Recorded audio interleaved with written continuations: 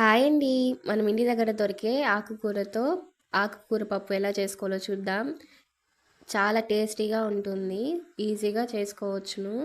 కాకపోతే నాకొచ్చిన బాధ ఏందంటే, ఈ ఆకుకూర పేరేంటో నాకు తెలీదు. కానీ ఇది తినొచ్చని చెప్పారని ఆకుకూర పప్పు అయితే వండాను. ఈ ఆకుకూర గురించి మీకేమైనా తెలిస్తే కామెంట్ చేయండి.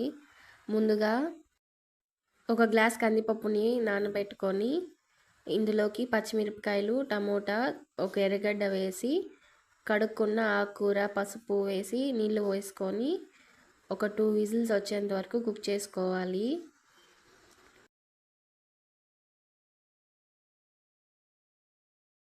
ఆకుకూర బాగా ఉడికిపోయి ఉంటుంది. ఇప్పుడు ప్రెషర్ మొత్తం పోయిన తర్వాత నానబెట్టుకున్న చింతపండు, ఉప్పు, ఫస్ట్ పచ్చిమిరపకాయలన్నీ ఎత్తేసి బాగా మెదుపుకొని ఆ తర్వాత ఆకుకూర పప్పు వేసి బాగా మెదుపుకొని తిరుబాత పెట్టుకోవాలి. ఇప్పుడు ఒక ప్యాన్లో ఆయిల్ వేసుకొని ఆవాలు, మీకు ఇష్టమైతే తెల్లగడ్డలు కూడా వేసుకోవచ్చు. అన్నాక ఎదుపుకున్న పప్పును కూడా పోసుకొని ఒక 2 మినిట్స్ కుక్ చేసుకున్నామంటే చాలా టేస్టీ అయిన ఆకుకూర పప్పు రెడీ అయిపోతుంది. ప్లీజ్ లైక్ చేసి సబ్స్క్రైబ్ చేసుకోండి.